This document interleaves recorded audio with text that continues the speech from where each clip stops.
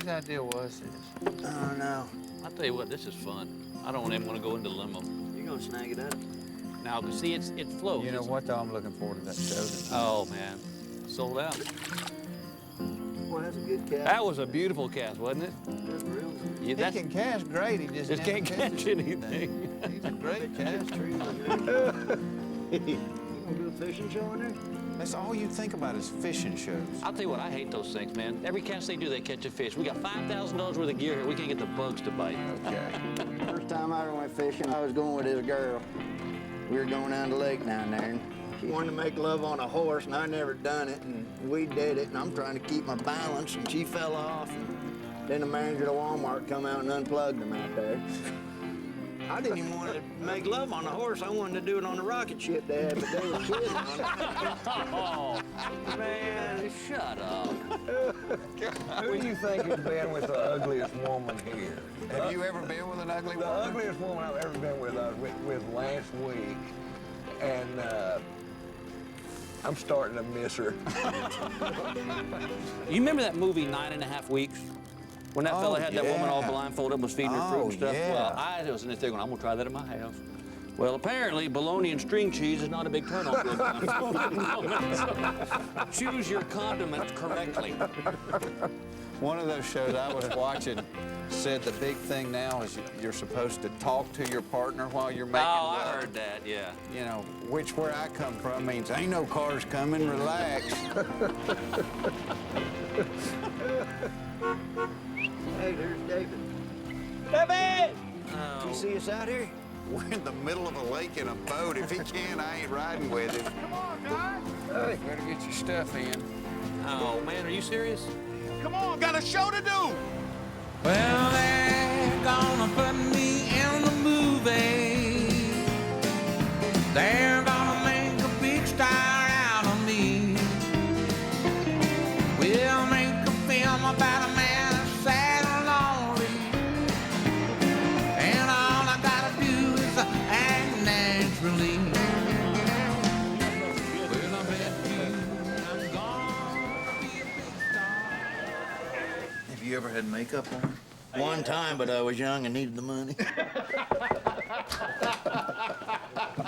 Hey, guys, I didn't want to interrupt you. Listen, I took the liberty of doing a little shopping for you guys. Now, as we discussed before, I just think you should give some color, bring it to the stage, pizzazz. That's what David, this is the most dressed up Larry has been all year long. That's great. Listen, guys, pick a suit. They're all labeled.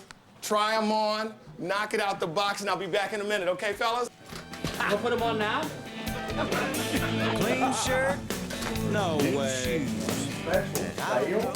Stuff that was on sale? We're trying to get people's favorite Jeff Foxworthy joke. You know you're a redneck if you go to a family reunion looking for a wife. You might be a redneck. If your tires on your truck cost more than your truck. You might be a redneck if you Find yourself climbing a water tower. to erase your sister's name. If your wife's ever said, come move this transmission so I can take a bath. I'm not just dead sure I've got underwear on. There ain't no way I'm squeezing into these things.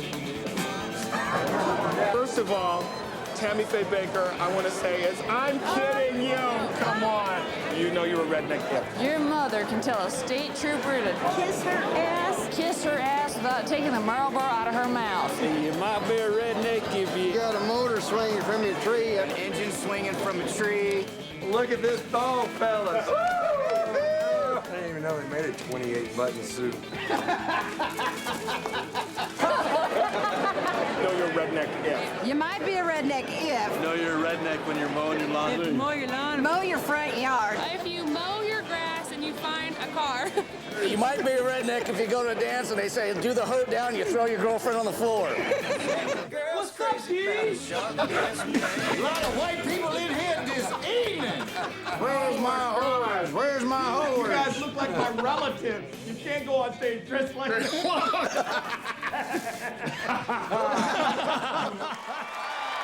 Phoenix, Arizona, this is it. Are you guys ready to laugh? Make some noise, please, for Mr. Ron White.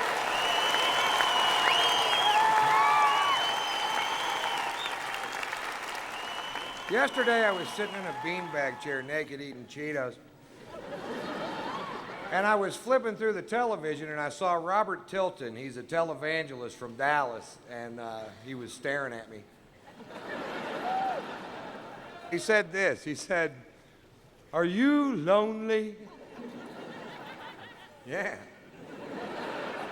He said, "Have you wasted half your life in bars pursuing sins of the flesh?" This guy's good. He said, "Are you sitting in a beanbag chair naked eating Cheetos?" Yes, sir. He said, "Do you feel the urge to get up and send me $1,000? Close. I thought he was talking about me there for a second. So anyway, I flew here from Flagstaff because my manager doesn't own a Globe. I flew here on a plane that big, like a pack of gum with 8 people in it, just. We took off from the Flagstaff Airport Hair Care and Tire Center there. We're traveling at half the speed of smell. We got passed by a kite. There was a goose behind us and the pilot was going, "Go around." We get halfway to Phoenix, we gotta go back. It's a 9-minute flight. Can't pull it off with this equipment. We had some engine trouble. We lost some oil pressure in one of the engines, and they told us about it over the speaker system of the plane, which was stupid because they could have just went, "Hey, we lost some oil pressure."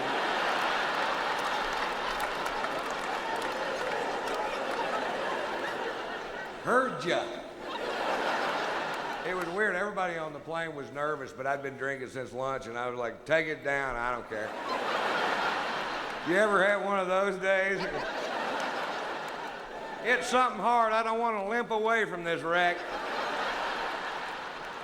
The guy sitting next to me is losing his mind. Apparently, he had a lot to live for. He goes, "Hey man, hey man, if one of these engines fails, how far will the other one take us?" "All the way to the scene of the crash."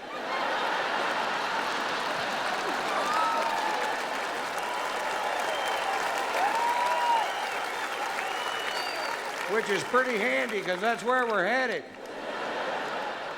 I bet we beat the paramedics there by a half hour.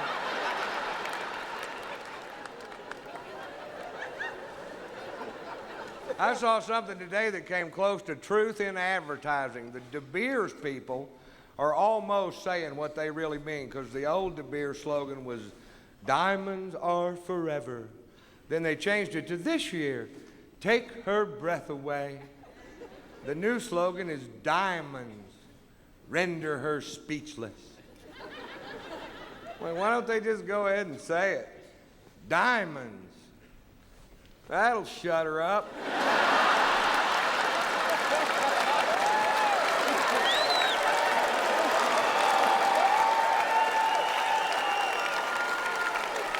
For a minute.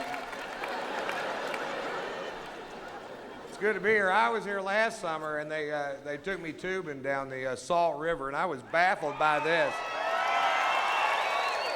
I had never done it before. 21 of us met to go tube the river. We had 6 ice chests full of beer with the tubes wrapped around them. You know what I'm talking about?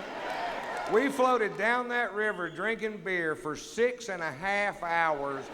Not one person had to pee.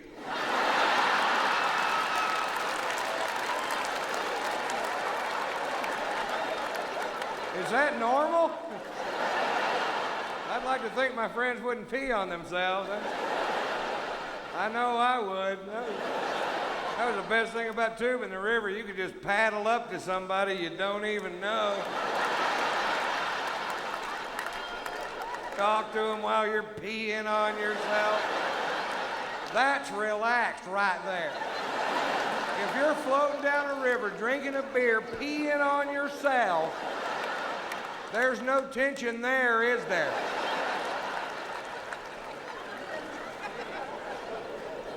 I guess we've been floating down that river for like an hour before I realized to myself, well, everybody's just peeing on themselves. And I thought, hell, I'll just pee on myself.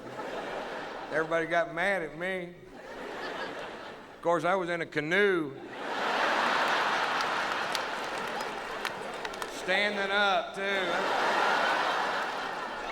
Not everybody got mad. A couple people viewed it as a photo opportunity. And I know that because I got their Christmas card last year. I don't remember it being that cold that afternoon.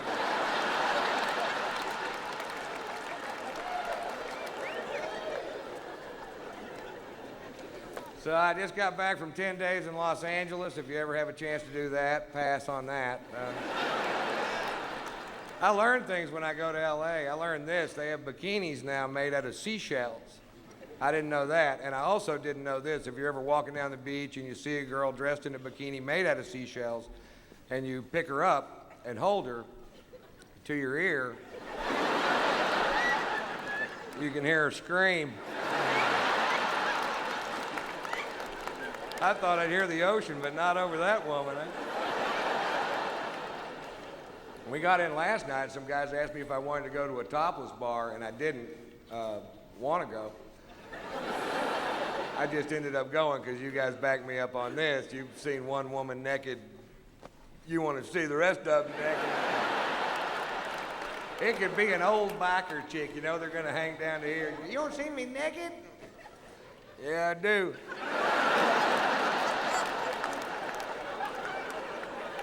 All right, that's enough. Roll them back up.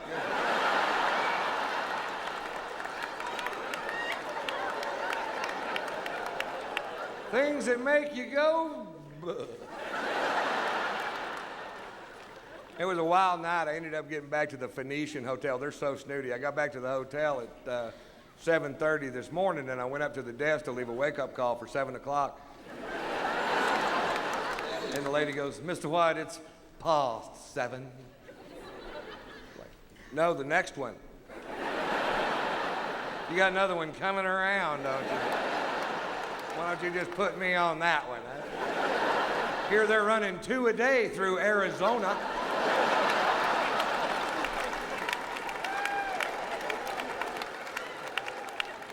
I'm from Texas. In Texas, we have the death penalty, and we use it. That's right. If you come to Texas and kill somebody, we will kill you back. That's our policy. They're trying to pass a bill right now through the Texas legislature that'll speed up the process of execution in heinous crimes where there's more than 3 credible eyewitnesses. If more than 3 people saw you do what you did, you don't sit on death row for 15 years, Jack. You go straight to the front of the line. Other states are trying to abolish the death penalty. My state's putting in an express lane. Thanks for playing along. I hope you enjoyed it. Good night.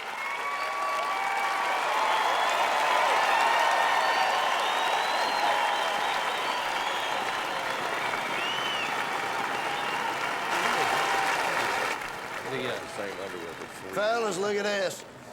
Yeah, hi. Come on, let's go in there. No, Come on, it's Victoria's Come Secret. back here. No. Come on. I'm going to get my mom something. Larry, I want to get my mom something. We're in there. Oh, hi. Welcome to Victoria's Secret. Let's just get in, get him out of here, all right? I'm in here. I'm trying to get my mom something for her birthday. Something That's like, what like I'm this, ta- perhaps. Look at these. See, You they're got any? stretchy, you know. Yeah, I but mean, these are small. You got anything in large? Yes, let me see. I'm sure we have something. These are cool. Look at these. See, this is what I'm talking about. See how big it is? This'll cover her. This'll cover the moles and the hair coming out the top here and the whole deal. She's got all sorts of problems. Ron. It ain't for me. These are cool. You got anything with other sayings on the front of them or anything? Other things? Yes. I mean, we have just married or sexy or foxy. You can also have them embroidered. I could put get her done right there. I could Yes. put me some get her done drawers right Let's there. go. Come on, we gotta Come go. on, look who I got. I got a good-looking girl here. We're looking at leopard bikinis. Come on, man. Just put it. I'm really sorry for anything. I'll come back. She showed me all kinds of furry britches. All right, wait. Hey, see you later. Come Bye. Let's go. Remember when you always get the plastic dog turds and black light The poster. plastic vomits and the nothing says happy anniversary, sweetheart, like a bunch of rubber dog turds. I love this store.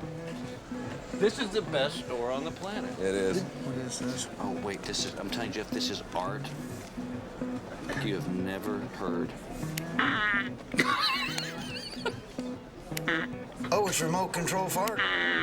So you put it under somebody else's chair and then walk out of the room. That's Can I get you beautiful. Isn't that How nice? much is that? Thanks for life. Have a good day. This man has made enough money to buy anything in the mall, and he gets the remote control fart machine. Very proud. Yeah, my mama, she didn't love me. Yeah, stay out all night long. Oh, Lord.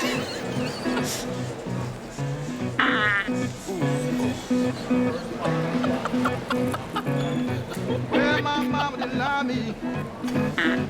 Yeah, stay out all night long. You know, if we had grown up together, he would have been the guy we would be putting in the trunk and pushing him down the basement stairs. Oh, yeah. Oh, sorry about that. Boogie, Chilla. Oh my God.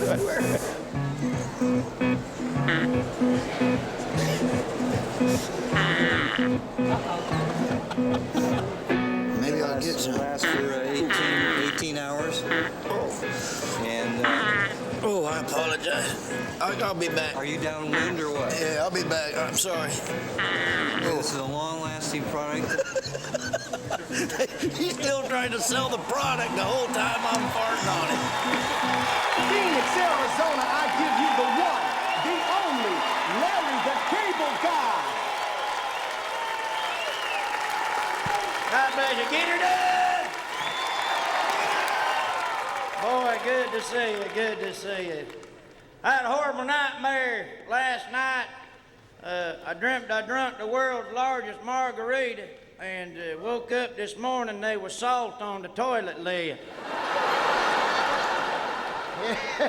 Thank God I didn't eat the worm in there. I'll tell you that right there. Boy, that wouldn't have been good right there. It's a crazy week. I called one of them 900 talk dirty numbers the other day. You ever call one of them? Yeah. That's it, 2 people, that's it. And those voices sounded familiar, to be honest with you. Well, don't call it a rip-off. I got a girl that stuttered and it cost me $1,700 on that deal in there. You believe that? But I love women. I used to date this one girl, had one boob bigger than the other, and she got in a wet t-shirt contest and took 1st and 3rd place out there at the contest out there. Bless her heart. I was so proud of my sister, bless her heart, I tell you. That's right. I used to date this one girl looked like Michelle Pfeiffer, only a little shorter, and the face was different. I was drinking, it looked like Michelle Pfeiffer. Next morning, Barney Pfeiffer was laying there in the bed there. He was ugly. I had one girl had a beauty mark on her cheek. That was pretty sexy, like Cindy Crawford. And we get to kissing and stuff. I was looking, it was a tick.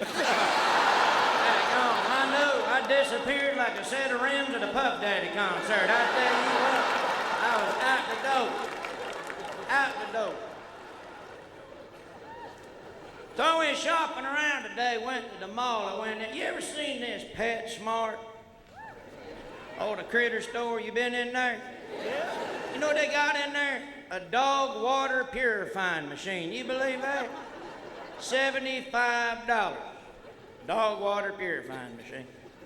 I'm like, what's that thing do right there? She said, it purifies your dog's drinking water. Well, he just ate a turd 10 minutes ago over there.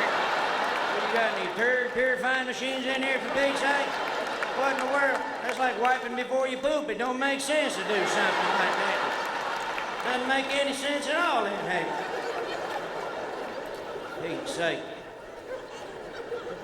Then I went in there to Victoria's Secret. You ever been in there?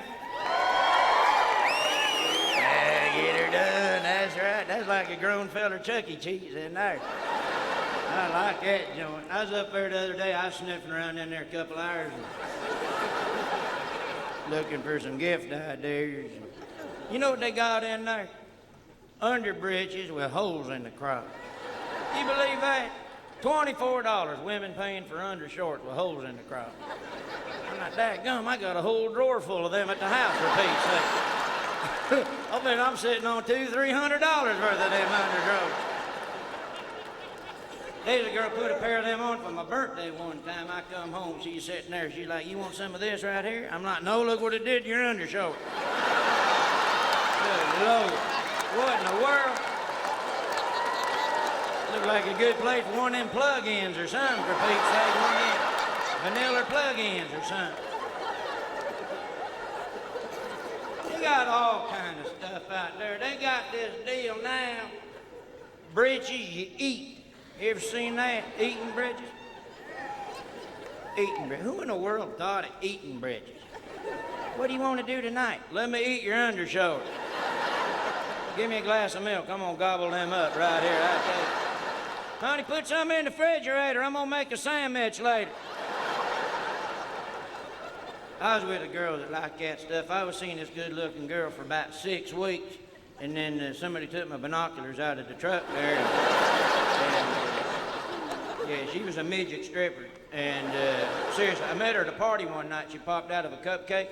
And but anyway, she liked all them edible underbridges. And I bought her 5 pairs of the strawberry eating bridges. And I bought 5 pair because I always end up eating 2 or 3 pair on the way to her house. They're pretty good now. Thank God they don't make them in biscuits and gravy. I'll tell you that much right there. They're going right. I'll be getting fat just on undershoulders. Eat some Snackwell panties. That's what they need right there. Get her done. That's right. Honey, I'm on a diet. Put on some fruit roll-ups, would you? That's right. Went in for a checkup the other day. Doctor stick his finger up my hind end. All right? Didn't even tell me. Just does. I'm standing there. I'm like, hey, you gonna watch the ball game on Thursday? Ooh, what in the world? Then he said he found something. I'm like, found something? I didn't even know you was looking for nothing up there. I'm all bent out of shape. What in the world's in my hind end? Hope it's a remote control. I ain't seen it in 3 weeks. No wonder every time I fart, the volume goes up on that TV set over there. Found something in my hind end. Something else. That's the worst dentist I've been to in about 5 years. I'll tell you straight up. You know what I used to be? A lot of people don't know it, but I used to be real psychic at fairs and stuff. You know what I could do? I was at the fair. I used to be able to grab on to girls' boobs. Seriously. And tell how old they was by doing that. I used to be at the fair. I had a little stool right there set up and had some keychains on it. And I'd come up, tell them what I'm doing. I'm like, I'd tell how old you are just by rubbing on your boobs. So I'd be like, hold on.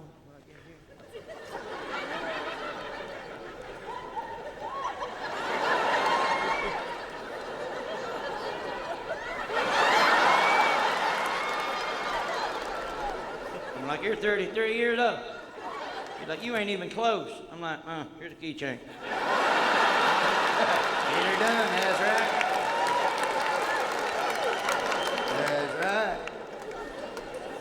I seen a girl walking around the other day with earrings all over the place. You ever see that? I was with a girl one time, had 9 earrings in this ear, 7 earrings in that ear, ring in her nose, bolt in her tongue.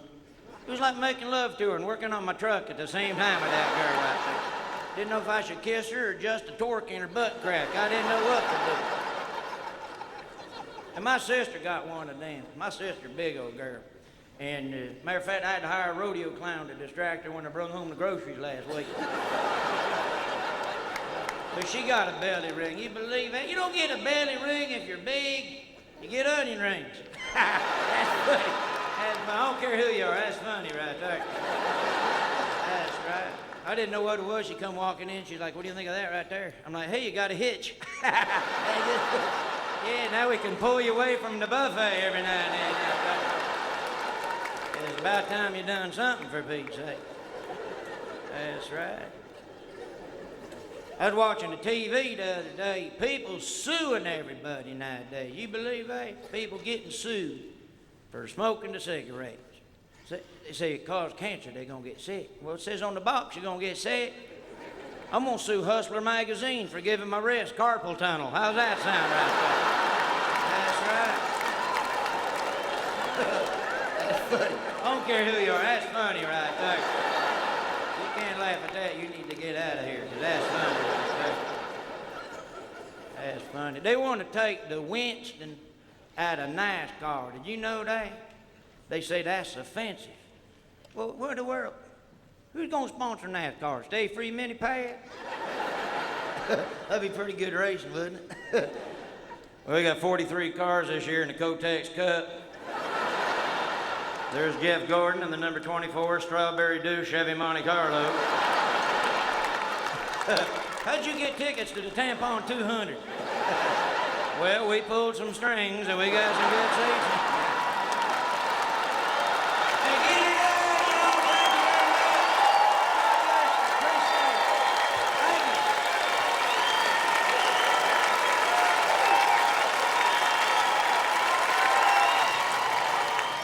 That's where it is. Missed Spade. It's the right place. Spa. Whatever. I hope I can get rid of back hurt. Now behave. Hello. Hi there. We're with the Blue Collar Comedy Tour. Yes, we've been expecting you. Thanks for coming. Have you been to a spa before? Oh. No. No. Is this a non-smoking spa? Yes. Well, why don't we do a tour? Now behave. So this is kind of like a really expensive wet T-shirt contest. You got $1? How does it feel? What does it do for you? Put $1 in I want to go ahead and so come on, baby. I got $3 for you. Shoot, I'll give you a $10 bill right there. Look at that. What do you get for 35 and a hand? Would have been enough, would have been enough. All right. By God, you done made almost $60. You got any more rooms with women in them dipped in chocolate sauce like that last one? Do you have an opening as a towel boy here? I'll give you $100. What's she doing? I believe you're doing it wrong. Hold on. You go like this. You kind of hit on them like, yeah, look at that. That's nice. You like that? See? Now that's how you give a massage right here like this. Make sure you hit her hind end a couple of times. Okay. Like wipe out or something.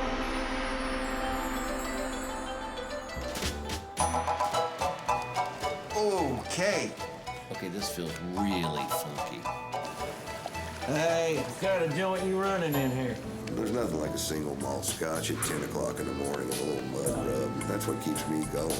Hey, oh, God. Hey, Ron.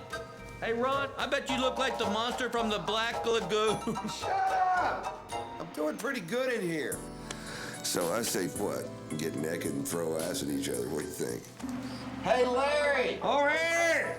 Just remember, when you gotta go to the bathroom, get out of the tub. Too late.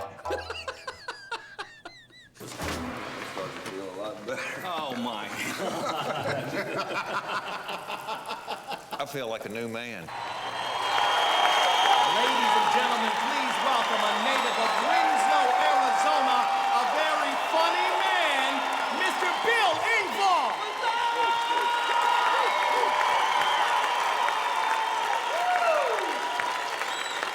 Oh, it is great to be here tonight.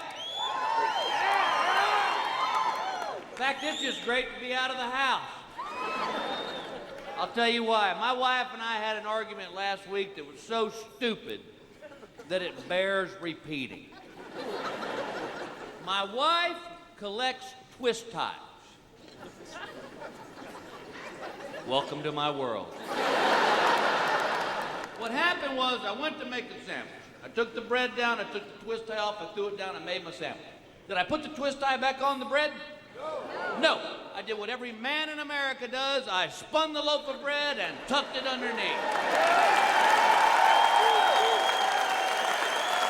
And apparently that's where I went wrong.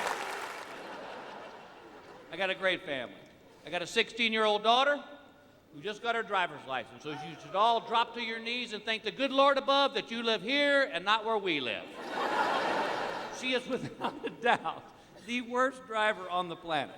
She's got no depth perception at all. I mean, we're coming up this intersection. There's a car stopped in front of us. I'm like, he stopped, he stopped, he stopped, he stopped! She goes, I can see that. And I'm like, oh my God, she's her mother. The other day, my neighbor came over and I was in the yard and he goes, hey, when did you put the CD boombox in your car? I said, what? He goes, well, I saw you and your daughter driving down the street and I heard this boom, boom, boom. I said, oh, that was me stomping on the imaginary brake on my side of the car. But after driving with her, I'm convinced there needs to be a teenage driving lane on the highway. And it's just lined with mattresses and tires.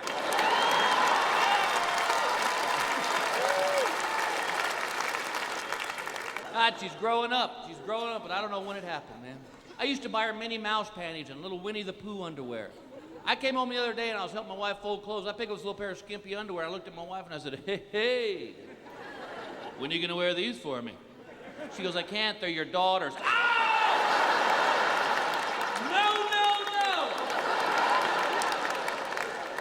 There was nothing to them. When the how to wash tag is the biggest piece of cloth on there, she's just growing up and she's smarter than me and she's starting to realize that. She came home from high school the other day and she goes, Daddy, can you help me with my math? And I said, yeah, baby, let me take a look at it.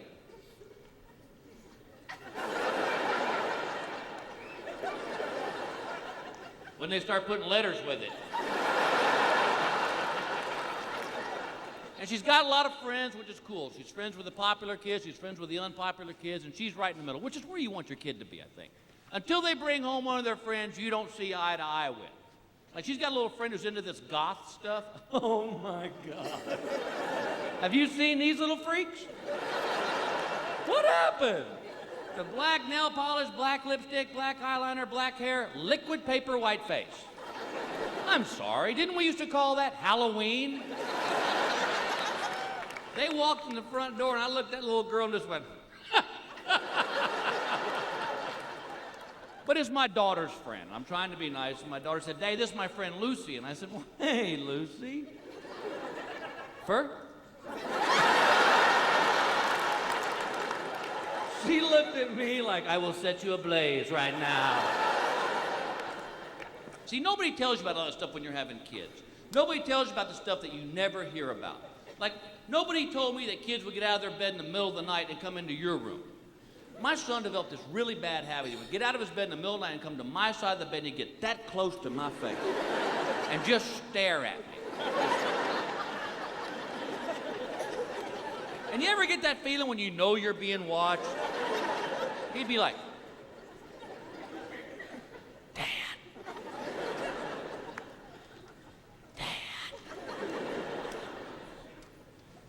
Dad, why? And he starts crying. My wife goes, you scared him. I'm like, well, hell, he scared me. Jesus, put a bell around his neck. And if I ever find out who told my son this, I will kill him. Apparently somebody told my son there's a wiener thief out there.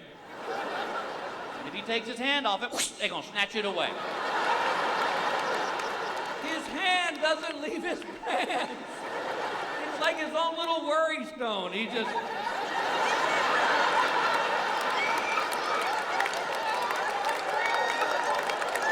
I told him, I said, boy, that thing's got a shelf life, trust me.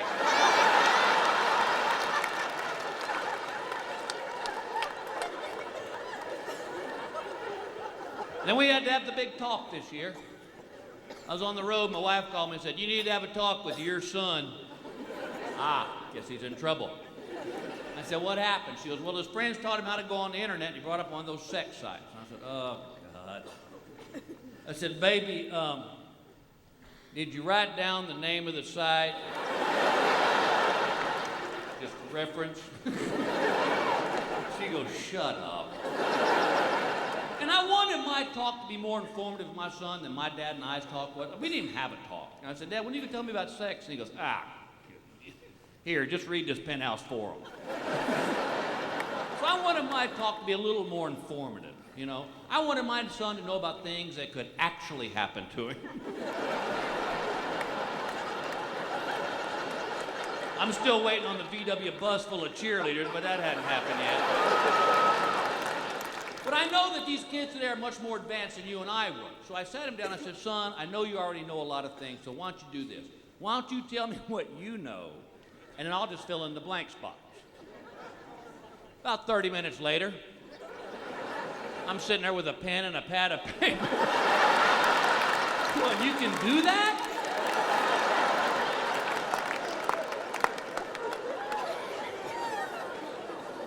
But God bless my family. They've been good to me this year. It's been a rough year on me. I've been trying to quit smoking, and I swear to God it's going to kill me quicker than cigarettes would have. And anybody who's ever tried to quit knows exactly what I'm talking about. It is the hardest thing you will ever do in your life. And people who've never smoked just don't get that. It's like my wife goes, I don't understand why you just don't quit, Bill. Just put him down and quit. And I go, baby, I am trying. It is hard. She goes, I'm sorry, Bill. I don't understand why you just don't quit. And I go, all right, why don't you quit yelling? Because you can't. And I've tried everything. I tried the gum. I couldn't keep it lit. I tried the patches. They pulled the skin off my lips. Finally, my wife goes, why don't you try acupuncture? And I go, whoa, whoa, whoa, whoa. I go, isn't that where they screw those little needles into you? She goes, yeah. And I go, why don't you try waking up? I'm not gonna let somebody screw little needles into me. She goes, Bill, it's your last option. So we found this lady, her name was Dr. Chang. And I had one question for Dr. Chang. Anybody know what that question might have been? Does it hurt? She goes, oh, no, it no hurt. From a door 3 feet away from me, I hear a grown man go, ow, ow! I go, what was that? And she goes, oh, he big baby. I said, I'm a big baby.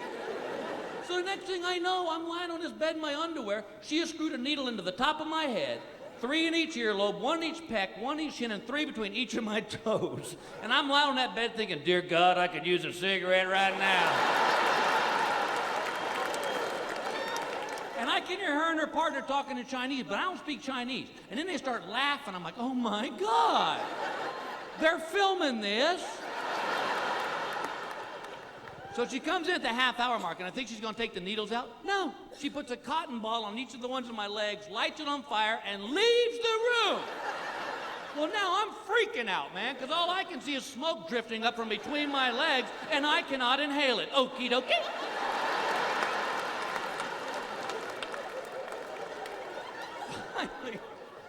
Finally, at the hour mark, she comes in, she takes the needles out, and she goes, you come back tomorrow for another treatment. I said, well, let's just book that right now. Hey, after that, I'll schedule a prostate exam. This will be a big old day for me. So I put my ball cap on. I'm going to go home and take a shower because I've sweated through this whole ordeal.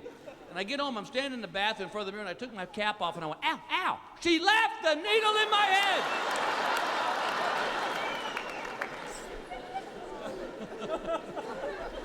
Oh, man.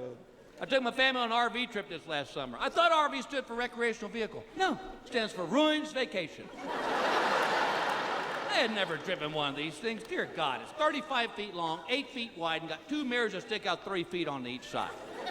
Good Lord, I was like a passenger trying to land a 747. I'm weaving all over the road. I'm getting flipped off by kids in car seats, all right? And I don't know why they put a reverse on these dumb things. I never learned to back it up. If I pulled into a Quickie Mart too far to get gas and I pulled too far past the pump, there was no backing up. It was go all around the block and try it again. Thank God I wasn't the only one. Sometimes there'd be 7 or 8 of us just circling that Quickie Mart. It's like a white trash road race. Took my family camping because I'm an idiot. We're going to go camping. We live in LA. We don't have any camping gear. So I go to this store and I'm buying this camping gear, all this stuff, and I saw this product, and when I saw it, I just started laughing. Because we've become so ecologically minded now, they've developed a product called rapidly dissolving toilet paper. Just how rapidly are we talking? Because I don't want to have to play beat the clock in the thicket, all right? If it's dark, I can't see what's going on down there. I got to know that toilet paper is going to be there to finish the job.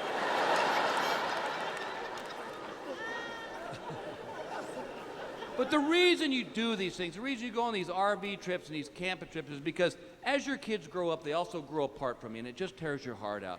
It's like my little girl, she's 16, and she's at that age where she's in a room listening to her stereo, and she's online with her friends, and little boys are starting to call that. Oh, my God. We had a kid call the house at 2 in the morning. Yeah. Oh, I lost it. Because first off, I'm sound asleep in La La Land with Shania Twain in the mountains somewhere. I hear a phone ring, and I'm like, who's got a phone in the mountains? So when I realized it's my phone, I'm already a little ticked off, so I went, hello! And this little voice goes, is Emily there? And I go, dude, if you have a brain in your skull, you will hang this phone up right now. And my wife goes, Bill, you gotta be nice. I said, no, ma'am, nice stops at midnight. And she said, what are you gonna do when these little boys come over the house? I said, oh, I'll tell you what I'm gonna do. I'm gonna pull the young man in tight next to me so only he and I can hear the conversation. And I'm gonna whisper in his ear, I'm gonna say, boy, look at me. You see that little girl there? That's my only little girl, man. She's my life. So if you have any thoughts about hugging or kissing, you remember these words. I got no problem going back to prison.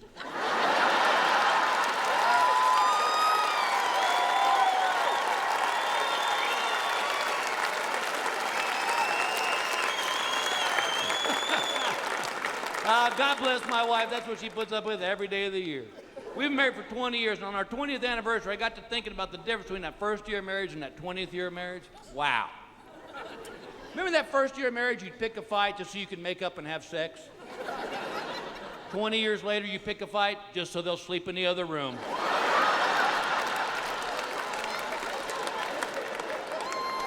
Remember that first year of marriage, you come home from work, you had a bad day at work, you go, oh, baby, I had such a bad day, and your new bride would go, oh, let me get you a beer, and you tell me all about it. 20 years later, you walk in the door, ooh, what a day at work, and they go, you want to hear what went on at this house today? While you were at your job? Remember that first year of marriage, if you had to go to the bathroom? Oh, Lord, man, you shut the door, lock it, turn the faucets on, turn the shower on. God forbid they knew you were going poop. 20 years later, bathroom door's wide open, and you're screaming, bring the camera! Remember that first year of marriage, fellas, when you knew bride was gonna do laundry and you freaked out because you might have had dirty underwear, so you just threw them away?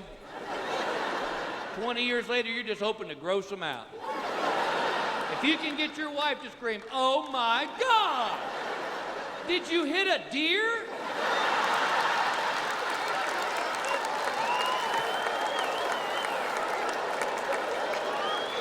Sex changes when you get married and you stay married for a long time. I think it has to, because things, they advance, you know? It's like one night my wife and I had a little interlude, and it was hot. I mean, hot, hot, hot, hot, hot. She's arching her back and moaning, and I said, yes, ma'am. You are welcome. I said, I'm really turning you on, huh? She goes, no, you're on my hair. Get off. You never see that in the movies, do you, ladies? That's why I hate love scenes in movies. They're not real. You want to show me a real love scene in a movie? Show me a couple in bed and their dogs are watching them at the edge of the bed. That's real, my friends. You're trying to throw down your best moves and there's these eyes at the edge of the bed. It's like, ooh. Nice move there, Bill.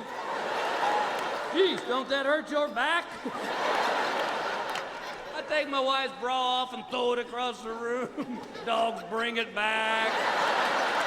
I can always tell when I'm doing good because the dog growls. It's like, arr, arr, arr. Oh, she's loving this. Arr, arr, arr. You ever get that cold nose? Hey, hey, hey, hey. But you got to be able to laugh, folks, and that's what's important. I'll give you a great example. 3 years ago on my wife's birthday, I had it planned to the T. Bottle of champagne chilled by the bed, candles on the headboard, some soft music playing, and we just got into it. Just that hot pig sex, all right? You know, well, you're not even talking, you're just rooting around, baby. But we forgot about the candles on the headboard. I'm lying on my back. Apparently that headboard was doing a little movement. Because all of a sudden hot wax just goes, and I went, And my wife goes, yes, sir. You are welcome. God bless y'all. This has been great.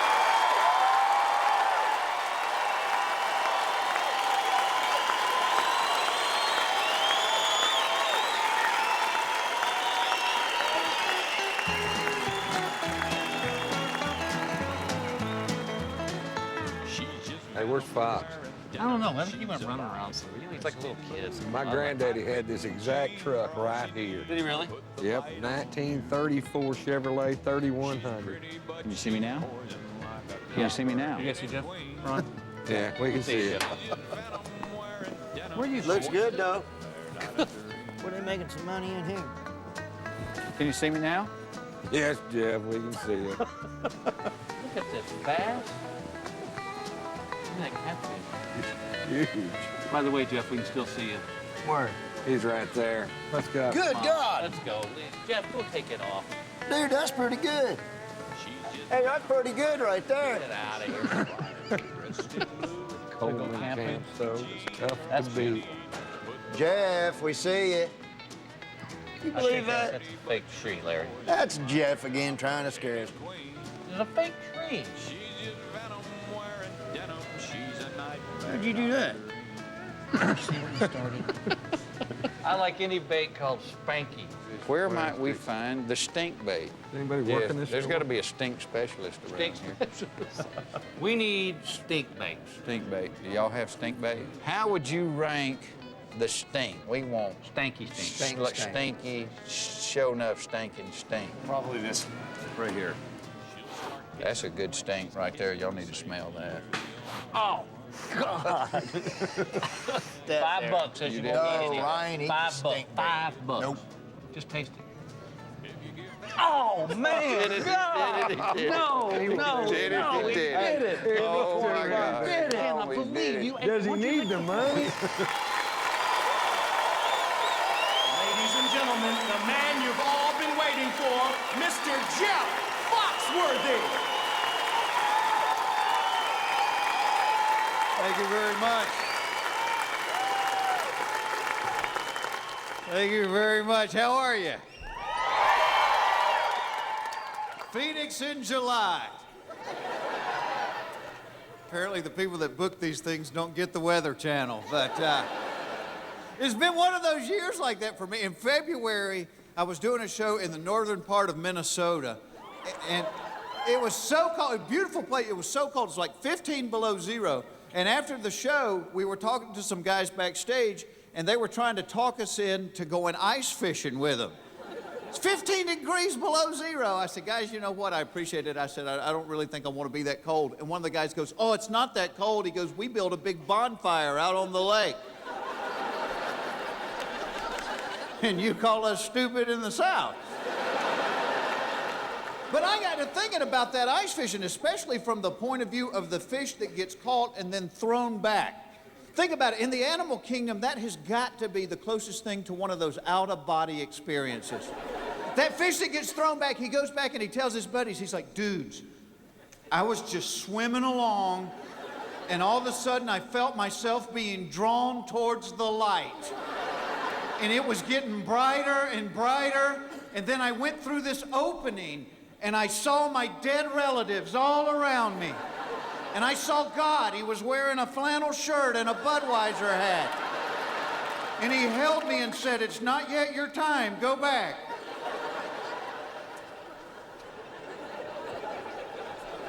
And that's been one of the cool things about doing this tour is because we've been everywhere in the country. You know, and traveling, it's never a lot of fun, but since 9/11, it's so much more difficult. In the Atlanta airport, I live in Atlanta. In the Atlanta airport, you know where you go through the metal detectors? They have now built a giant plexiglass box that contains all the things that are no longer allowed in your carry-on luggage. And in that box, there is a leaf blower and a Coleman lantern. So if you are an international yard man that likes to work nights, you are SOL right now. A leaf blower. Who is hijacking a plane with a leaf blower? You turn the plane around and mess your hair up so bad your mother never recognized you. If your job requires you use a leaf blower and you have to get on an airplane to get to that job, it is really time to review your territory.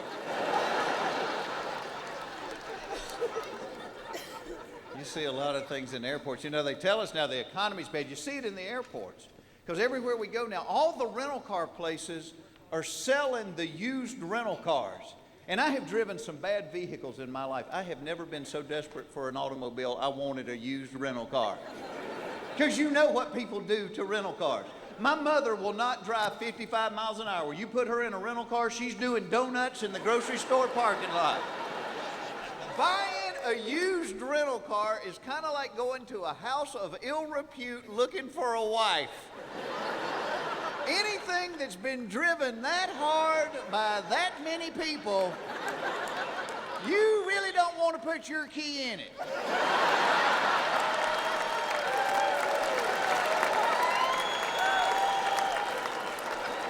Well, there's no incentive to take care of a rental car because if you pay the extra insurance, you can total that rental car and they'll bring you another one. And I recommend always get the additional insurance. They're like, Mr. Foxworthy, would you like the additional coverage? I'm like, yes, I would. Because you got a Ford Fiesta that's about to see more airtime than a skateboard at the X Games.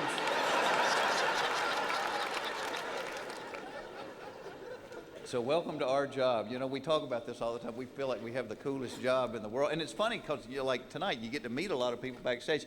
When you're a comedian, the number one thing people say to you when they meet you, they're like, where do you come up with material? And the honest answer, I think at least for us, is the best stuff is not stuff you make up, it's true stuff. Now that being said, I have to share this story with you. Last year, I was hosting a show for the Children's Hospital in Atlanta, and a couple came up to me, and the man said to me, hey, I bet you done heard of a redneck thing. And I was thinking, well, I've heard a lot of them, but I love talking to folks. I said, no, go ahead. He said, my wife and I decided if we ever had the chance to meet you that we had to tell you about the time we were down at her family's house, and while we were there, her brother got his nipple bitten off by a beaver.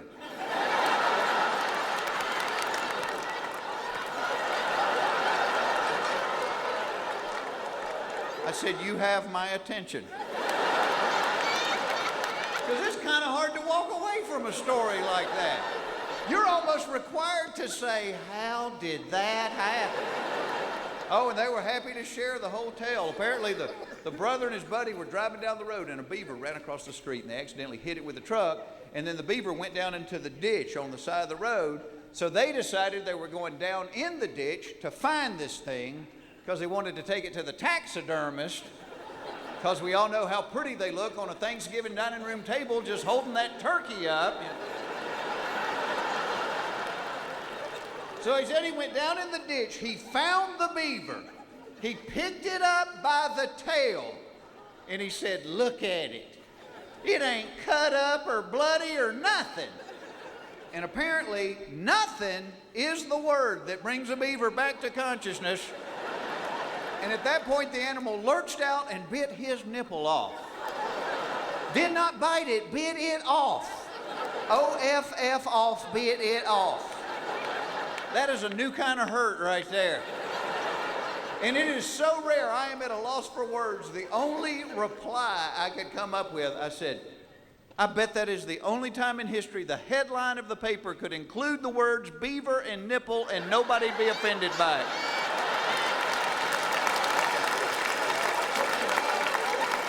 That's the other question I get asked. People always say, well, when you say somebody might be a redneck, what do you mean? All right, for the record, my definition of redneck, it is a glorious absence of sophistication. That's all it is. And it can be full-time or part-time. Most of us are guilty of it. And if you're not guilty of it, you do have relatives that are. Think back to the last family reunion you went to when at the end of it you got in the car and looked at your spouse and said, oh my God, what is wrong with them? The little one is not right. I guarantee you, the little one is not right. Oh, and trust me, I got rednecks in my family. I got an uncle, every time he gets in and out of the car, he climbs in through the driver's side window. The door's not broke or anything, he just likes to pretend he's a NASCAR driver. Got a few NASCAR fans in Phoenix, huh? I love NASCAR. I will tell you this, it's a difficult thing to talk about on stage because NASCAR fans will start fighting with each other. They do, because every NASCAR fan's got that one driver they love, and every NASCAR fan's got that one driver they can't stand. And Jeff Gordon. It's always Jeff Gordon. You know what? I figured out why a lot of NASCAR fans don't like Jeff Gordon. And it's not because Gordon won the points championship last year, because he wins a lot of races.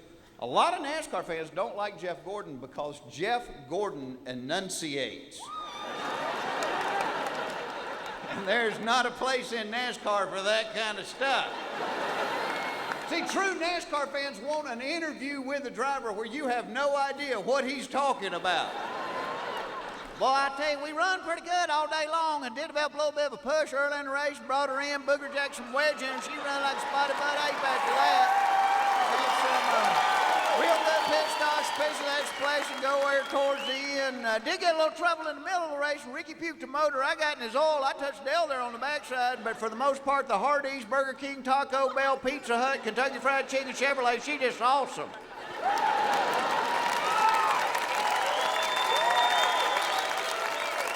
As Southern as I am, I'm like, dude, what? Were there any words in that? Speaking of words, I do have a few new redneck words for you. First one, mayonnaise. Mayonnaise, a lot of people here this evening. It's kind of a gift. They come to me in my sleep, I write them down. Brand new one, aorta. Aorta, cut that grass down by the ball field so that the kids don't get hurt. It's just not the stupidest thing you've ever heard in your life. Initiate.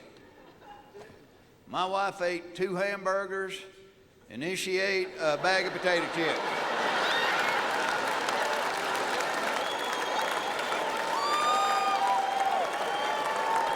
Last but not least, which-a did you? Which-a did you? Oh, you didn't bring your truck with you, did you?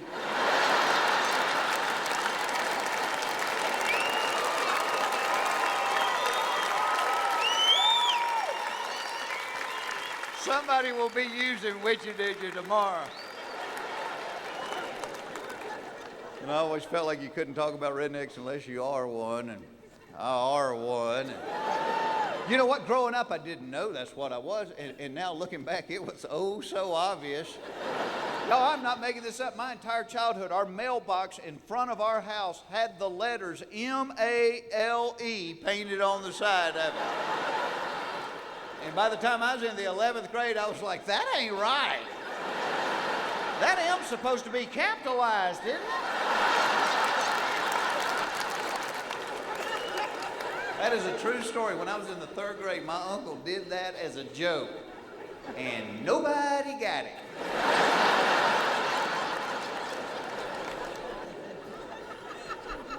And not only am I a redneck, I'm married into them, too. Married into a special breed of them. My wife and her entire family are from the great state of Louisiana. We were down there about 6 or 7 months ago. My wife's cousin got married down in Baton Rouge, so we went down for the wedding, and we had my wife's entire family together for the rehearsal dinner at Hooters. If I'm lying, I'm dying. And our waitress that night was qualified to work there. Matter of fact, I'm pretty sure she was on a scholarship. But the first time she walked up to the table, my wife's Uncle Bud looked at her and went, woo, woo, where'd you get them things, girl?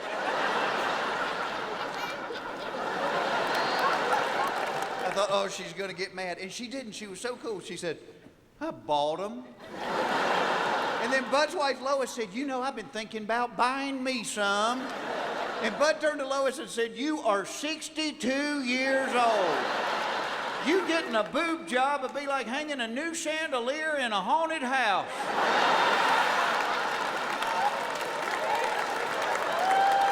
She said, well, I figured if I put some new lights in the house, you might stay in it longer than 2 minutes.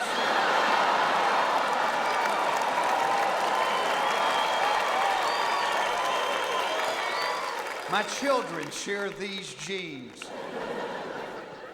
And I will say this in defense of my in-laws. My in-laws are nuts. But I know why they're nuts. It's because a long time ago in their lives, they looked at each other and they said, hey, why don't we have children? And I know I'm on my way to being crazy just like my in-laws because I'm a parent. I'm the proud father of 2 little girls. Their ages are 8 and 10. Thank you. I live next door to my brother. He has 3 children. They are all girls. Their ages are 6, 8, and 10. My mother has 9 grandchildren. They are all girls. The oldest one is 13 years old. I live in the estrogen ocean in the middle of the naked Barbie Woodstock. Naked Barbies as far as the eye can see. There are days I have fantasies about being G.I. Joe on a 3-day pass. Hello, lady.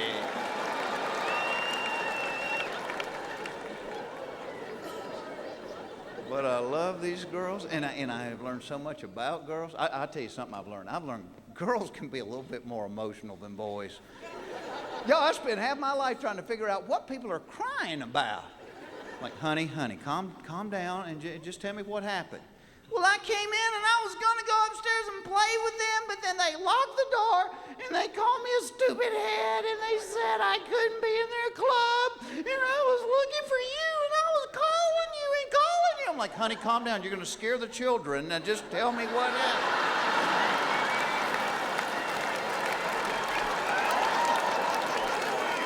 Men have no idea what to do with crying because men have been taught all our lives not to cry. That's why when we grow up, we can be out cutting firewood with our buddies. We'll take that chainsaw, saw our leg off at the knee. We're like, I'm all right, I'm all right, I'm all right. Throw the leg in the cooler, hand me a beer, I'm all right.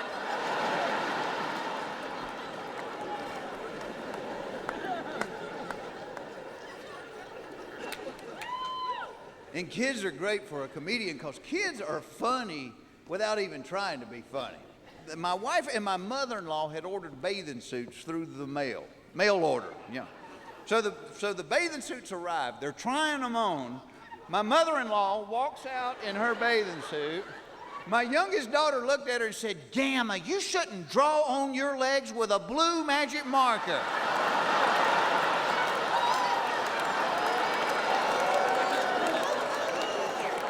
Needless to say, I had to mop up the milk I had been drinking because it was on the other side of the room, which is pretty good distance through your nose.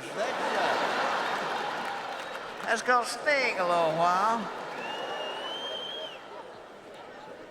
I was doing a thing not long ago for HBO, and they were asking, it was more serious questions, and one of them, they said, what's your earliest recollection in life? And I thought about it, and I said, well, I remember being about 3, and I'm standing on the front seat of the car with my dad, and every time he would turn the corner, I would make the sound of tires squealing.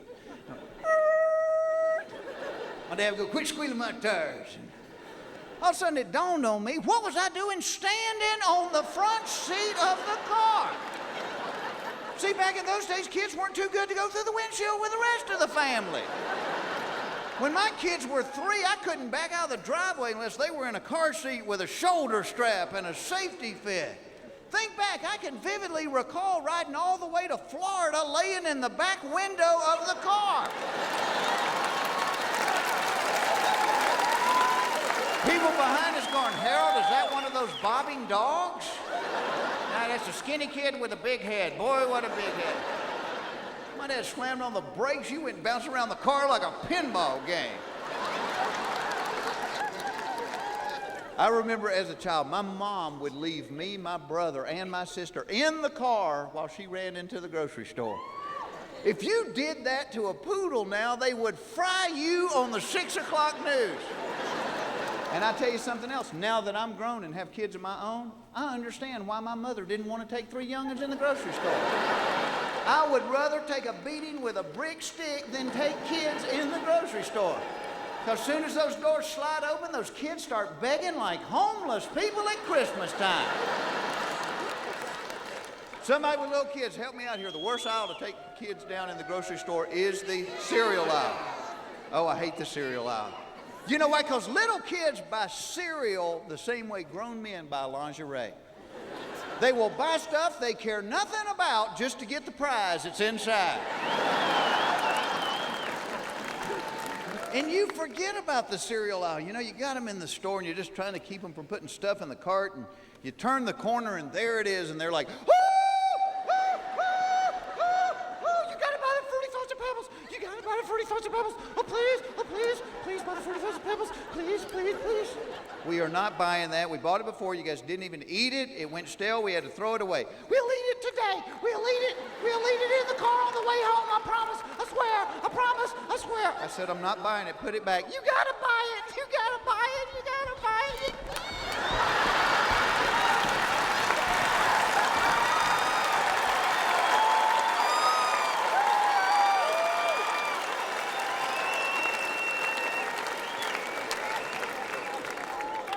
And that is the point.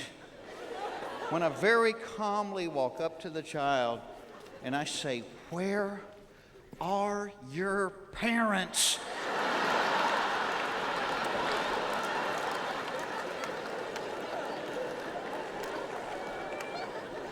Everything has changed. Even their toys have changed. I notice with my kids now, every toy they get's got little tags in it showing you somebody has inspected it to make sure there's no possible way a child could hurt themselves playing with that toy. I remember being 9 years old, my parents bought me a wood-burning kit. Hey, what could possibly go wrong with a toy like that? A sharp metal stick that heated up to 5,000 degrees.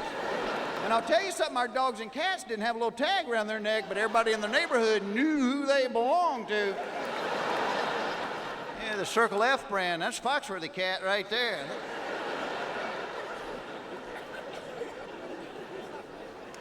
You remember the wood-burning kits, remember those things?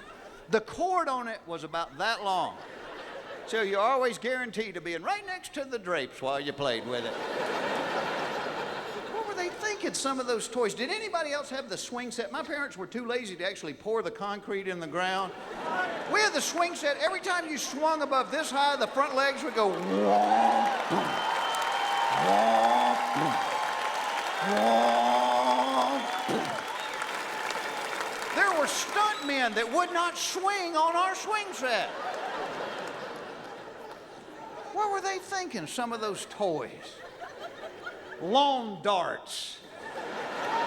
12-pound darts. You could kill an elk with a lawn dart. And there were no directions. They just came in a box of 8. We used to pull them out of the box, throw them straight up in the air. You catch one of those with your head, you're getting coloring books for Christmas for the rest of your life.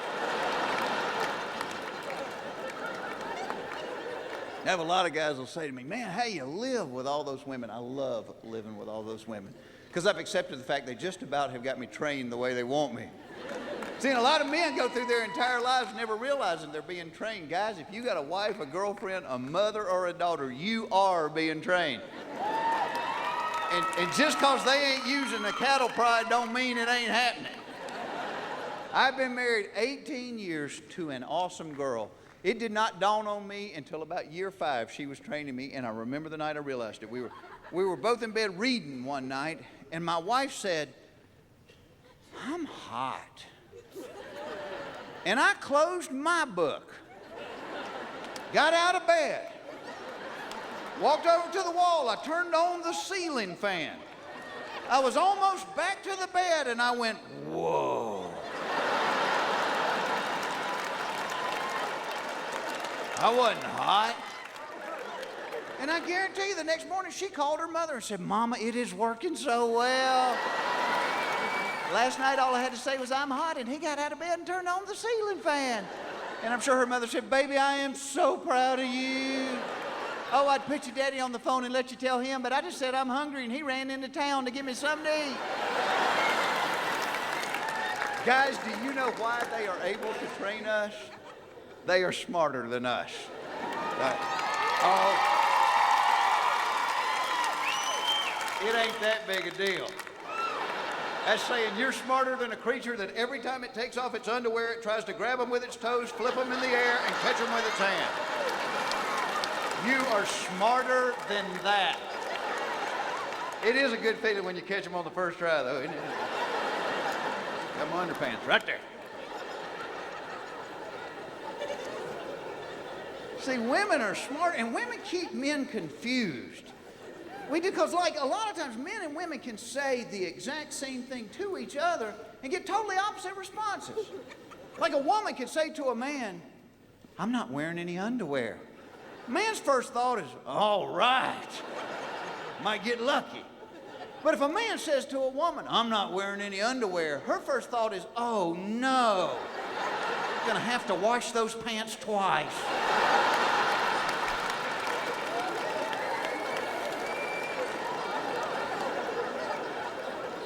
And I found from living with all these women, you know, it's funny, men and women worry about totally different stuff. Like, I wish I had a dime for every time in 18 years of marriage that my wife has said this one to me. Usually right when we're walking out of the house, she'll go, how's my butt look? If you've been married longer than 10 seconds, you know the answer to that one. Great. You know, it's so small, I could barely see it in this light. But apparently women put a lot of thought into what their butts look like. Ladies, do you know men are not even aware of the fact we have a butt till it starts itching?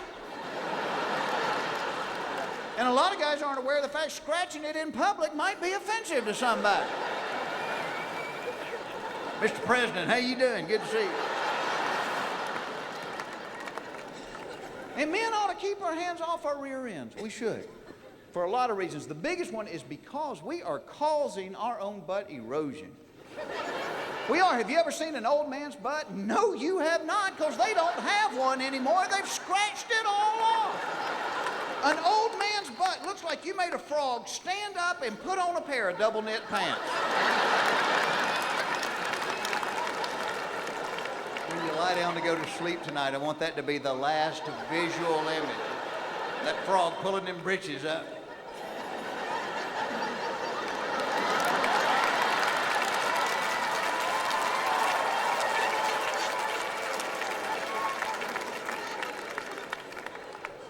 And I have lots of theories about women, and I'm sure none of them are right. But you know what I found out? Women have just as many theories about men. Probably the most common theory women have about men, I bet I've heard this one in every state. It goes something like this. Well, if he's got big feet, then you know. Or if he's got big hands, or if he's got a big nose, or if he's got big ears. Well, I tell you what, he better be packing, because that's one goofy-looking guy right there.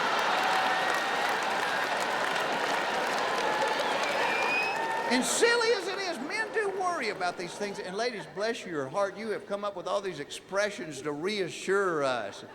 Oh, honey, it's not the size of the ship, it's the motion of the ocean.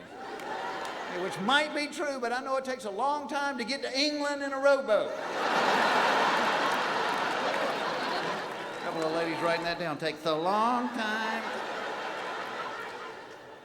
And talking about time, that's something else I've learned in 18 years of marriage. Guys, when it comes to romance, don't be in a hurry.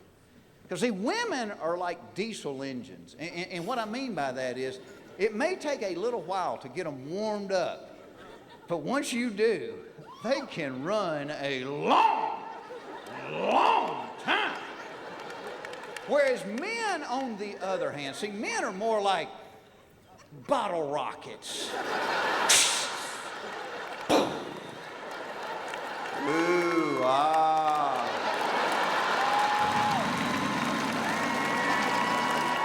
You guys have been great. Thanks for listening to me. I do appreciate it. Thank you very much. I want you to do me a favor. Keep this going. Bring my buddy Bill Engvall out here one more time. Billy! Ladies and gentlemen, Mr. Jeff Foxworthy right there! Hey, keep it going. Bring back Ron White, Larry the Cable Guy!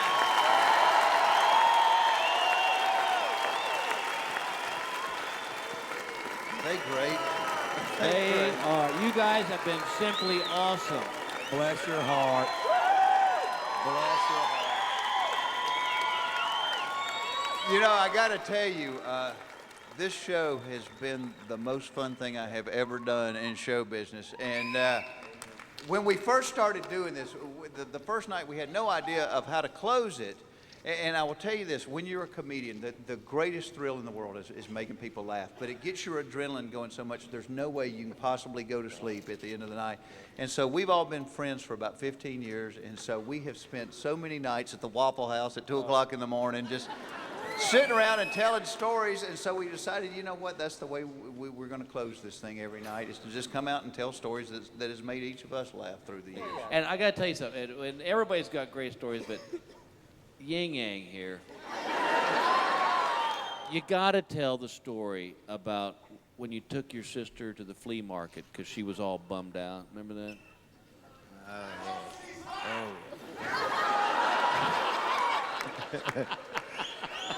Yeah, she make Ray Charles flinch.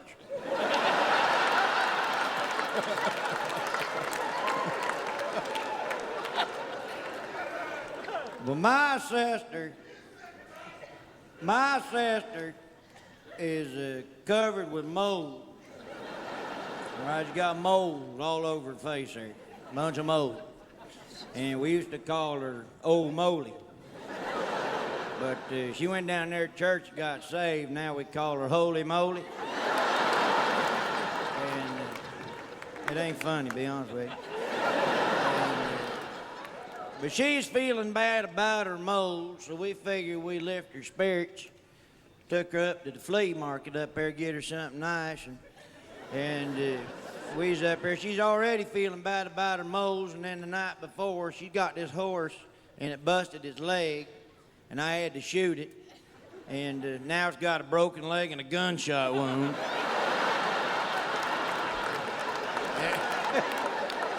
I don't know what you're supposed to shoot it for, but, I guess it helps in the healing process or something. I ain't sure. If it ain't there by next week, I'm going to shoot it again, I'll tell you that, man.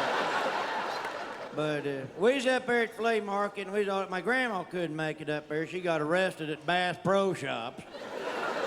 Yeah, she was eating a corn dog and got the farts in there. And they accused her of stealing a duck call and some stink bait at the Bass Pro Shop.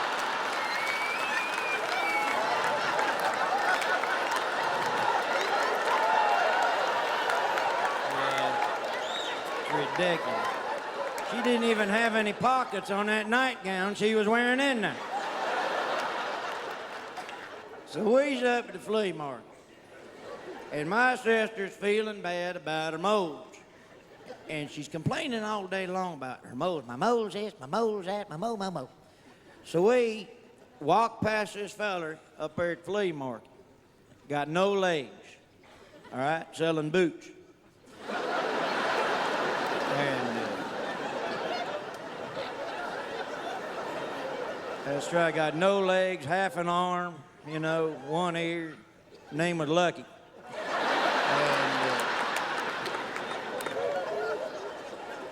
So I told my sister, I said, listen, D. Wayne, I said, you ought to be ashamed of yourself. You ought to be ashamed. Because here's a feller, got no legs, selling boots, whistling, enjoying himself, and you is complaining about a few moles. You ought to be thankful for everything the Lord give you. And she said, you know what?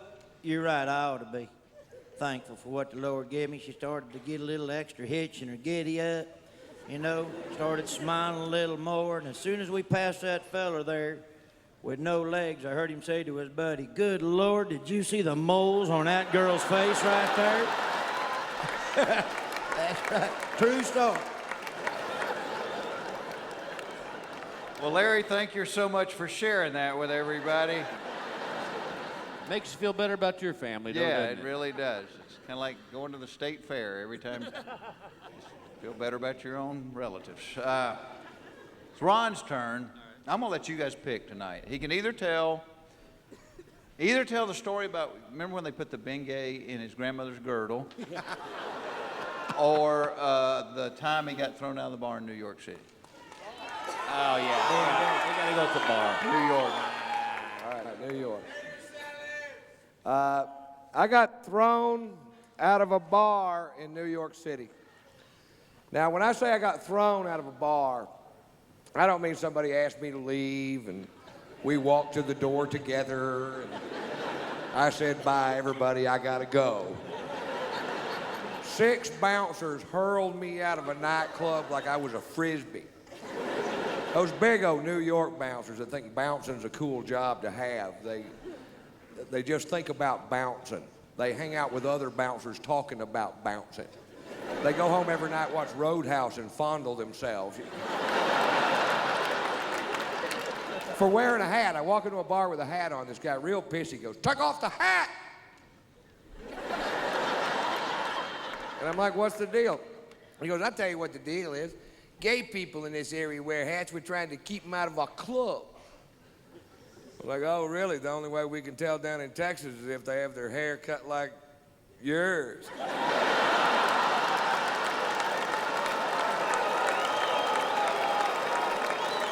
And he got all pissed. But he walked away, and I took the hat off, and like an hour later, I'd been drinking, and I forgot. You ever forget? It happened to me. I put the hat back on. The guy comes over to me. Now, I'm between 6'1" and 6'6", depending on which convenience store I'm leaving.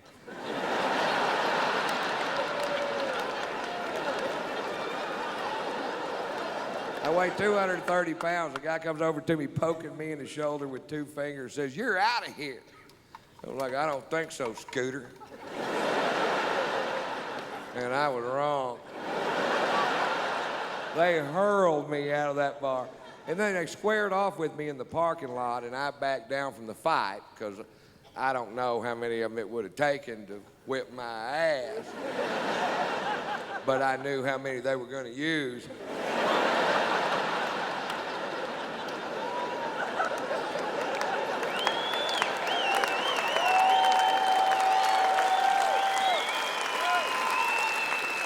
That's a handy little piece of information to have right there.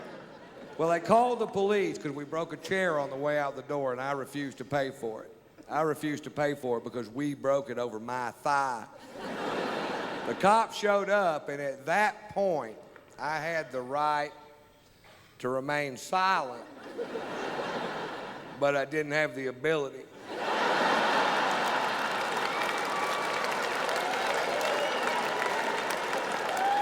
The cop says, "Mr. White, you are being charged with drunk in public." I was like, "Hey. I was drunk in a bar. They threw me into public.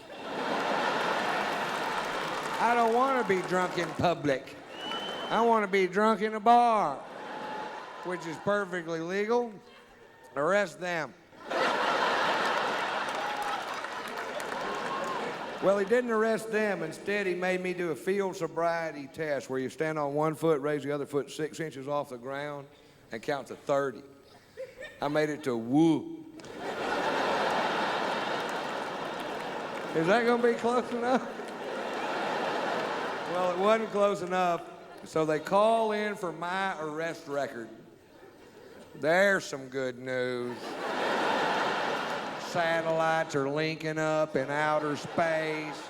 Computer banks at NASA are kicking on. There's a telegraph in Fritch, Texas going beep, beep, beep, beep, beep,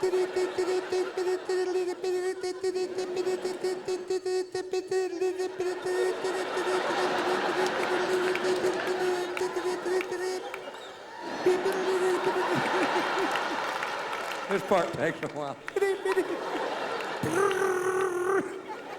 Shorthand.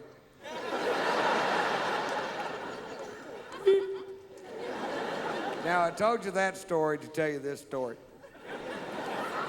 When I was 17 years old, I was arrested for being drunk in public. There kind of seems to be a pattern there, Ron. If you knew Morse code, you'd already know that.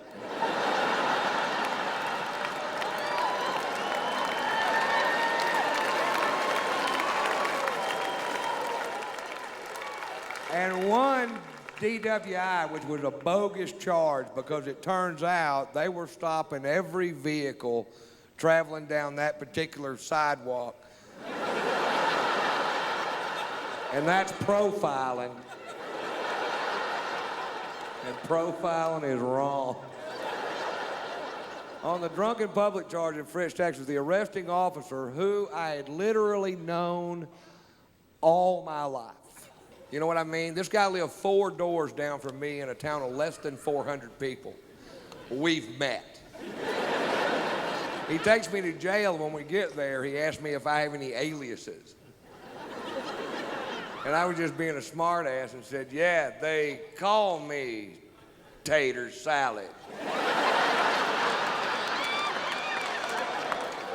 17 years later in New York City, I'm handcuffed on a bench with blood coming out of my nose, and this cop goes, "Are you Ron Tater Salad? What?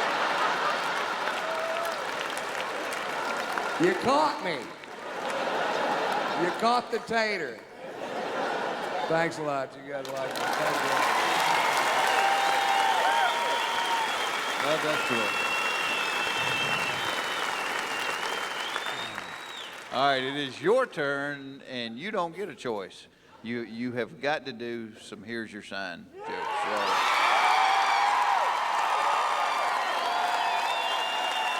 Thank you. I had the great opportunity this year to take my family to the Winter Olympics, and it was great being an American, being in our home country and all that. And we were renting a car up in Salt Lake City, and it's got a ski rack on it, and we was putting the skis up in the ski rack. And the guy at the car right next to me goes, "You going skiing?" I said, "Nope, we put them on top of the car in case we flip over on an icy road." Here's your sign.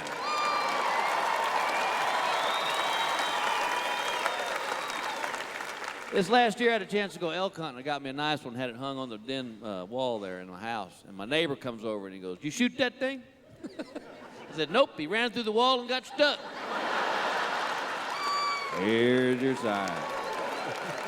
Hey, Bill, tell them about the one in Buffalo when we did the show in Buffalo. Remember when they lost? Oh, God. We did this show up in Buffalo, New York, and we land at the airport. We all go down to get our luggage, and mine didn't show up, which I know happens.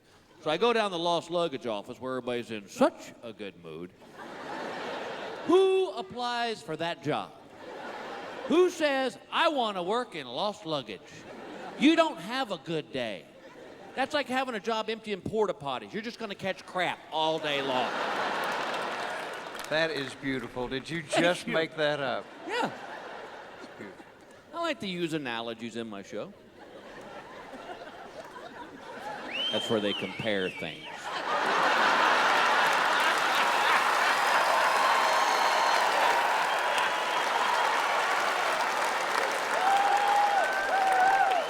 That's funny. I don't care who you are right there now. That's funny right there.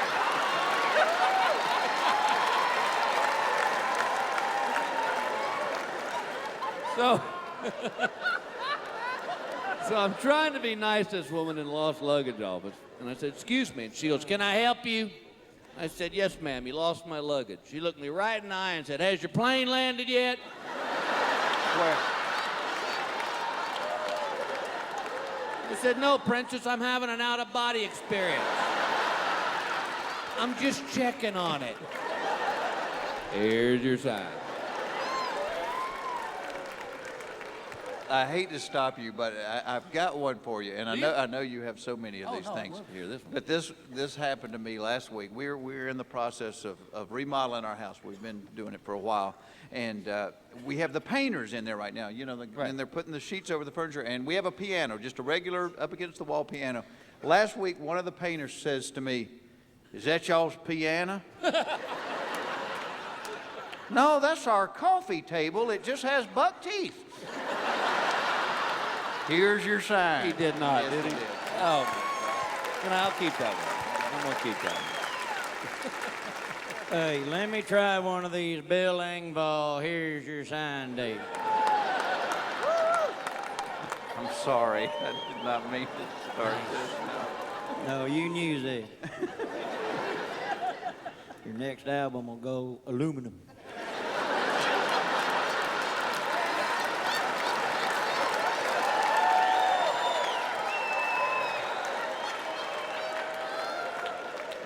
My grandma is covered with mold.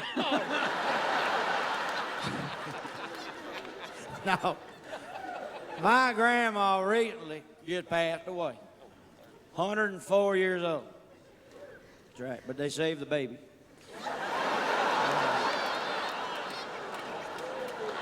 I don't think he's kidding. Now, my grandma just passed away, 104 years old. So I go up there to the flower feller to, you know, get her flowers and a card up there at the flower feller. Wait, And I was walking wait, in no, there. wait. You bought a card for your dead grandmother. They had them there. I know I'm going to regret this. What did it say? Get well soon. I knew it was coming. I knew it. A little late. But anyway, 104 years old. Passed away. I go up there at the flower feller. He said, what's this for? I said, my grandma passed away, 104. He said, oh, 104. How'd she die? How'd she die? She's 104. She wrecked her Harley up there at Bike Week. Here's your sign.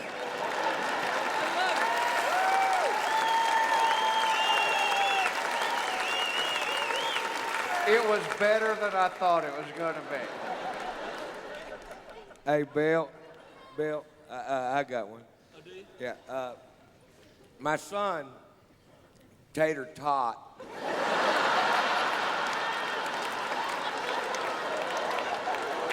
is covered with mold.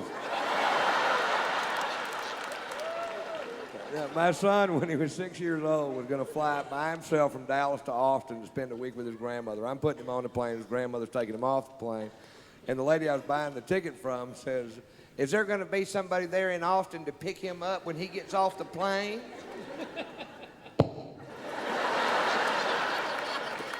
But no, I'm going to pin a $20 bill to his collar and wish him the best of luck. Here's your sign. Those are three good ones.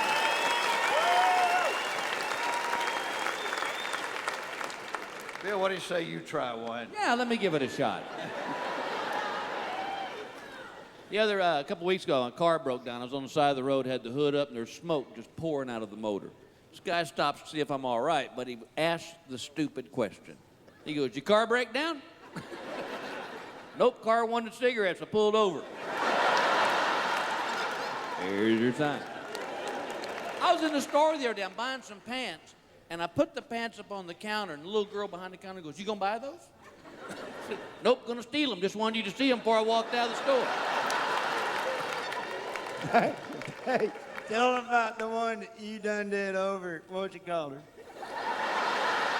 Remember that? Yeah, Bill, tell us about the one you done did over at that deal there, Bill.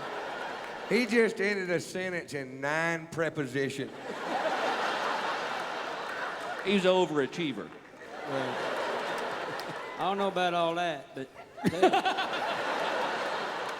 I know the one you're talking about, all right. I came out of the mall one day. The guy parked right next to me, standing there with a coat hanger in his window, and I could not stop myself. I said, you lock your keys in your car? No! He whooped around and said, nope, just washed it. Gonna hang it up to dry. Here's your time. But the best one I've seen yet happened in Los Angeles, California. I got stuck behind a big rig that had wedged his trailer up underneath an overpass. And me and the truckers were waiting on the side of the road on the tow truck driver. Well, the highway patrolman pulls up and looks at the guy's rig, and he looks at the trucker, and I'm thinking, oh, dear God, he can't say it. Because I'll start laughing. Sure enough, he goes, you get your truck stuck? And God bless this trucker, without missing a beat, he goes, nope, I was delivering that overpass, I ran out of gas. Here's your time. Thank you. Well, folks, I know this, I can speak for the rest of these guys. This has been one of the most awesome nights of my life, and everybody up here, and I know it's been good for y'all. But I know you are not going to leave this room until you hear some "You Might Be a Redneck."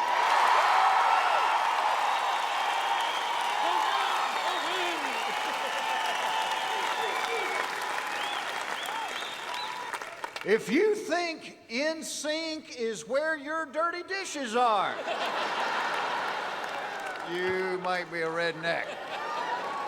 If you take your dog for a walk and you both use the tree at the corner, you might be a redneck.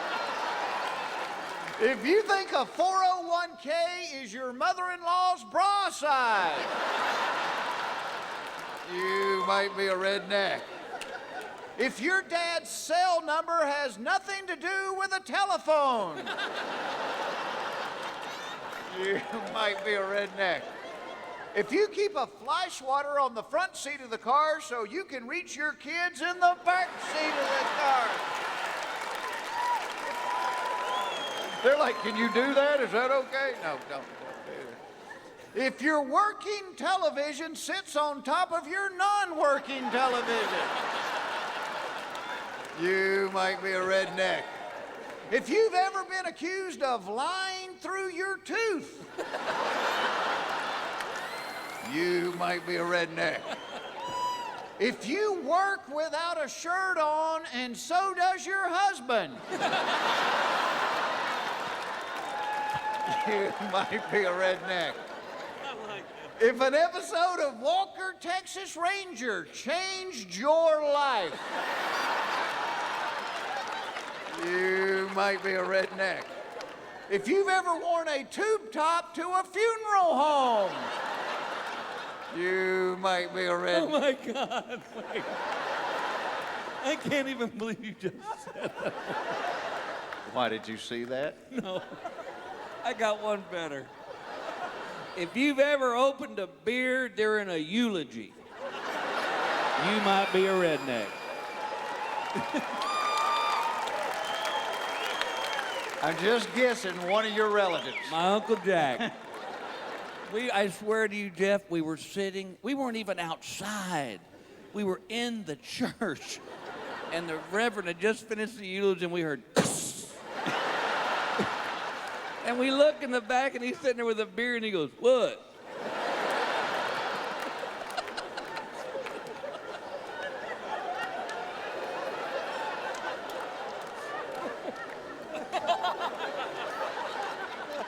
Mama looks good, don't she?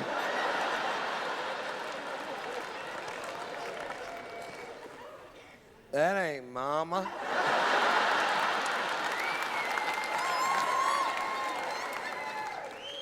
No, that's her. They just shaved her beard off.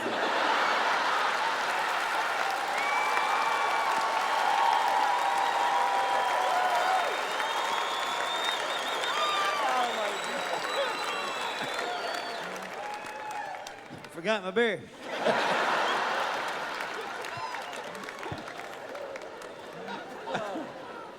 All right, well, as long as you're telling ones on your relatives, I'm telling one on you. This is one he did, and it's about 12 years ago in Iowa. I want you to think back. A couple of DJs told me about this. No. If you have ever ridden an electric floor buffer, All right, wait. Tequila was involved. Get off me. Wonder how many times his wife has said that.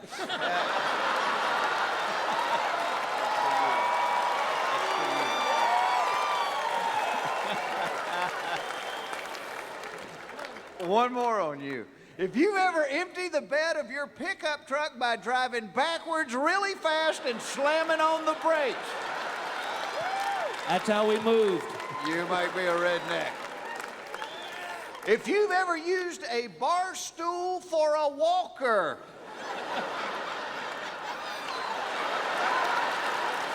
you might be a redneck. If you think Silence of the Lambs is what happens when Larry walks out to the barn,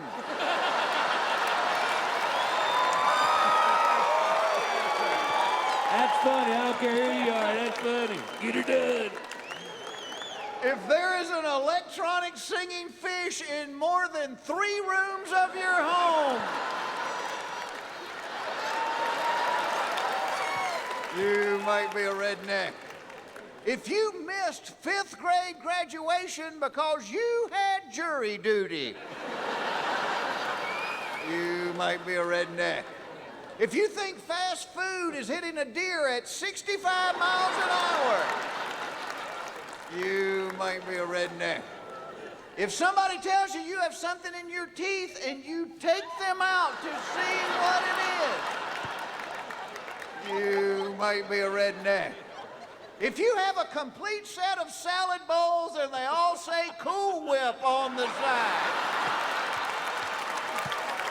you might be a redneck. If you wear a dress that is strapless with a bra that isn't, you might be. Think about that and try to sleep tonight, all right? If you've ever stared at a can of orange juice because it said concentrate, you might be a redneck. If you've ever had your nipple bitten off by a beaver, you might be a redneck. God bless you guys.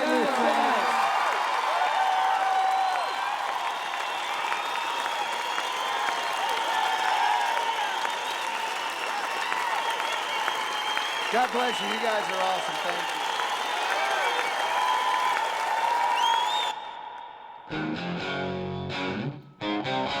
Those Crouchers good? Can I borrow it 1 second? Oh, that does good. Hey, wash that off real good when you get home. I'll kick you still.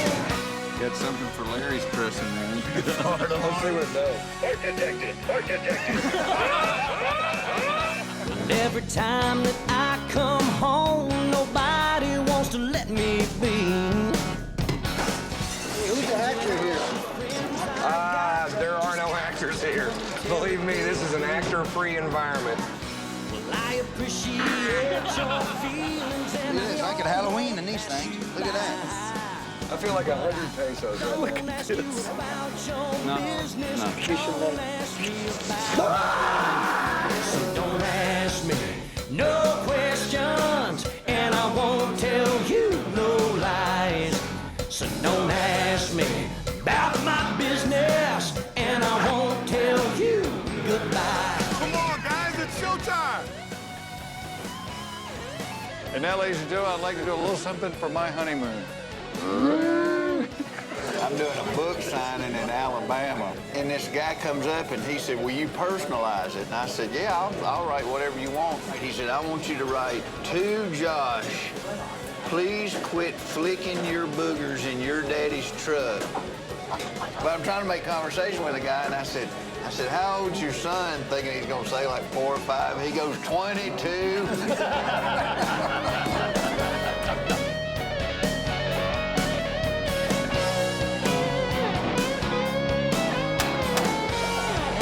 2786. All right, Big Tom. Well, hold on, they're still flying.